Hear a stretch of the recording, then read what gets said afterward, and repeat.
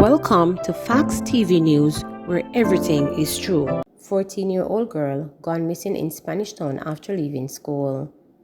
An Ananda alert has been activated, and a search is on for 14-year-old Toya Goy Tavares, a student of World Child's Garden Pen, Spanish Town in St. Catherine, who has been missing since Wednesday, June 22nd. She is of dark complexion, slim build, and about 165 centimeters tall. Reports from the Bronxton police are that about 8 a.m., Toya Gay left home for school.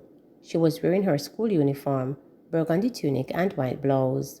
She has not been heard from since then. Anyone with information on the whereabouts of Toya Goy is being asked to contact the Spanish Town Police at 876-984-2305, the Police 119 emergency number, or the nearest police station. 2 women charged for electricity theft in St. Elizabeth. Police in St. Elizabeth said 2 women were charged for stealing electricity following a joint operation with the Jamaica Public Service Company in Speculation and Spring Park near Black River on Thursday. Charged with the offense of obstructing electricity are 28-year-old Susan Scott and 26-year-old Kamisha Simit, both residents of a Speculation address. They are scheduled to appear in the St. Elizabeth Parish Court on September 14. Head of the St. Elizabeth Police Superintendent Dwight Daly said the mid-morning operation resulted in 12 illegal connections being disconnected and several hundred feet of electrical wires seized. Sha'Carri Richardson crashes out of 100 meter at U.S. World Championships trial. Sha'Carri Richardson's bid for World Championships 100 meter goal ended abruptly when she crashed out of the first run of the event at the U.S. trials on Thursday.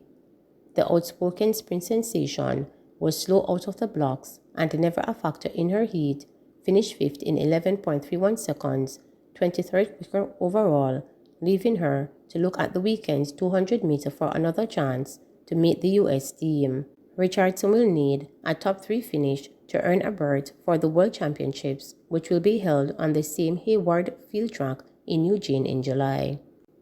Minor among several charged in lottery scam bust, 5 high-end vehicles seized. 7 people, including a minor, have been taken into custody and 5 high-powered vehicles seized following a major joint police operation in Green Pond, St. Anne on Thursday. The operation forms part of the authorities' crackdown on lottery scamming across the country. According to a release, 3 BMW motor cars, 1 Mark X and 1 Toyota Crown were seized during the raid. 10 cellular phones and 2 laptops were also seized. Reports are that between the hours of 5 a.m. and 9 a.m., a joint police-military operation led by the Lottery Scam Task Force searched several homes at the Green Pond estate in the parish. Several of those in custody have been charged for breaches of the law-reformed Fraudulent Transaction Act and the possession of identity information. Among those charged are a 27-year-old businessman, 2 22-year-old men, and a 17-year-old, all from the parish of St. Anne. The other people in custody are to be questioned by the police. The identity of the others in custody are being withheld, pending further investigations by the Lottery Scam Task Force. Former Tourism Minister Francis Tulloh has died. Former Minister of Tourism Francis Tulloh passed away early yesterday. He was 81 years old.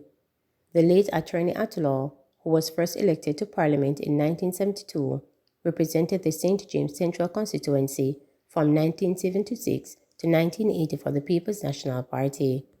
He also served Hanover Eastern from 1993 to 1997 and St. James Northwestern from 1997 to 2002. Tulloh was appointed Minister of Tourism in 1997 and served in that capacity under the P.J. Patterson-led administration for 2 years. The father of 6 was married to Doreen Perry Tulloh at the time of his death.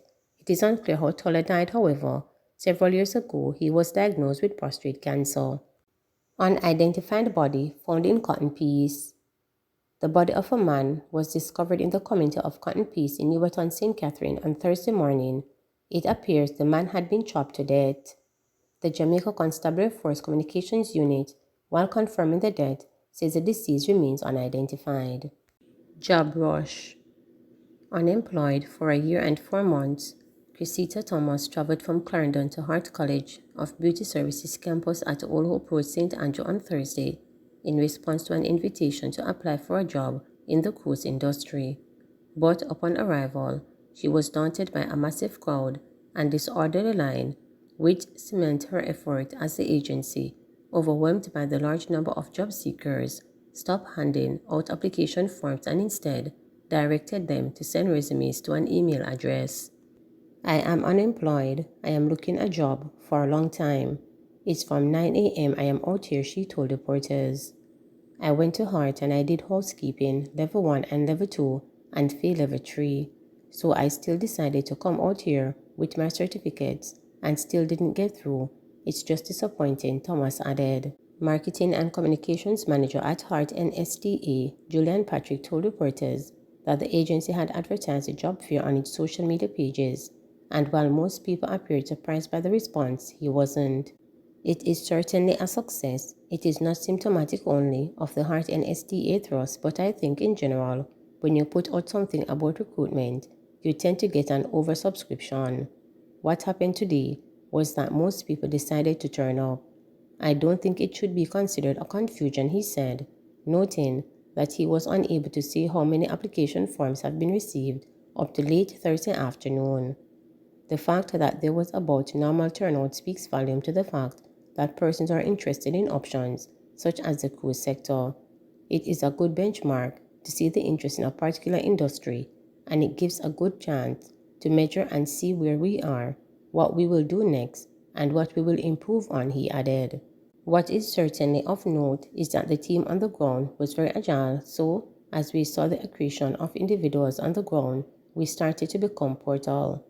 Our team started to give information and registration outside to persons, and we also directed them online, he said. A Hart NSTA flyer shared with reporters invited applications for auxiliary services, restaurant services, food and beverage operations, guest operations, culinary art, and accounting. The job fair was expected to run from 9 a.m. to 4 p.m. Job seekers were required to carry their tax registration number, resume, and a form of national identification. By mid-morning, the line of job seekers snaked about 250 meters from the Hart campus gate on Old Hope Road on the Sodomere Road down to the Content Spring Road at the intersection with South Odeon Avenue. Some people said they were waiting in line from as early as 4 a.m. Like Thomas, other applicants became frustrated by the long lines and seemed lack of order. A woman who gave her name as Miss Brown told reporters that she had traveled from Ocharas with her brother to seek a better job opportunity but decided to leave as they were unable to get an application form. We work in the hotel industry, so we have a good lot of experience, and then to hear that an opportunity to go overseas, we thought it would be good, but we didn't expect something like this. It just shows the amount of Jamaicans that wants to elevate themselves. They say they wanted 10,000 workers, she said, noting that she saw the flyer on social media platform TikTok. Her brother, who gave his name as Louis, added, "We're out here from about 7 a.m. A big joke at this. I know we're not getting nowhere." Another man who said he was from St. Anne's Bay told reporters that he arrived at the agency at 5 a.m. However, he too grew frustrated with the disorder. "It no make sense because everybody a fight to get in. There's no order. Better me go and struggle in the little work at daytime," he said while slowly walking away from the area. "At the end of the day, I try a thing for better myself. If me didn't know say I saw the process stay, me wouldn't come.